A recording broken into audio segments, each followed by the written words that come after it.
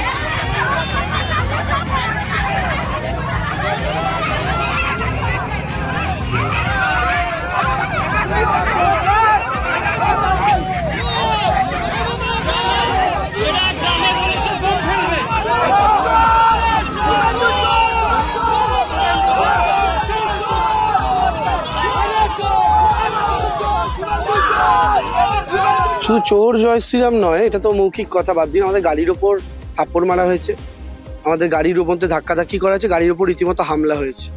আমরা এটা নিয়ে প্রশাসনের দ্বারস্থ হবো। প্রশাসন যদি অ্যাকশন না নেয় আমরা যতদূর যাওয়ার হয় ততদূর যাবো। বিজেপির এটাই কালচার। এখন আমরা যদি পাল্টা গোটা রাজ্যে শুরু করি, পারবে সামলাতে? আমরা সেই পথে হাঁটি না বলে আমাদেরকে দুর্বল মনে করার কোনো কারণ নেই। দেখা যাক কি অ্যাকশন নেওয়া যায়, আমরা পরবর্তীকালে সেই অ্যাকশন নিচ্ছি। ওরা স্লোগান দিচ্ছে, আপনি হাত ধরে করে হ্যাঁ, আমি প্রণাম করেছি ওদেরকে। আমাদের তো এটাই কালচার, আমরা প্রণাম করব। সেই জায়গা থেকে দাঁড়িয়ে ওরা ওদের কাজ করেছে, যে ওদের চরিত্র, আমরা আমাদের কাজ করেছি, যেটা আমাদের শিক্ষা। বাকি দেখা যাক, প্রশাসনের কাজ করবে।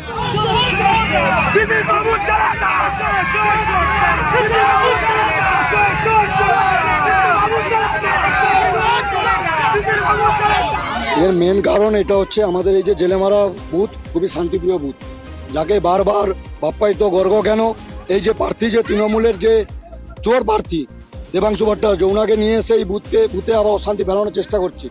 এর বিরুদ্ধে গ্রামবাসীরা বিক্ষোভ দেখিয়ে ওনাকে চোর চোর স্লোগান দিয়ে দেখাচ্ছে। এখানকার সাধারণ মানুষ তাকে উষ্ণ অভ্যর্থনা দিয়ে চোর চোর বলে সম্বর্ধনা করলো, অভিনন্দন জানালো। গোলামুল দলের প্রার্থী, পিসি ভাইপো লিমিটেড কোম্পানির প্রার্থী, এর থেকে বড় সম্বর্ধনা বা এর থেকে বড় উপহার কি পেতে পারে? চারদিকে মানুষ দেখছি, 25,000 চাকরি, শিক্ষকরা চাকরি হারালো। এদের দুর্নীতির যে দায়, তার এর থেকে বড় উপহার কি হতে পারে?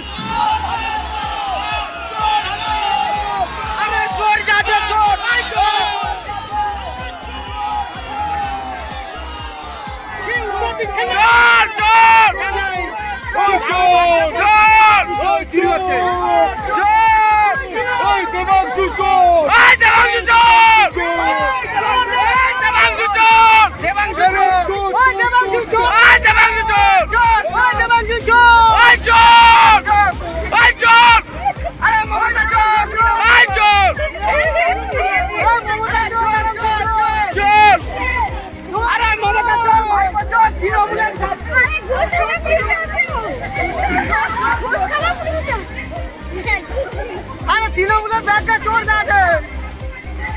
চোর চোর চোর, আরে কবর চোর।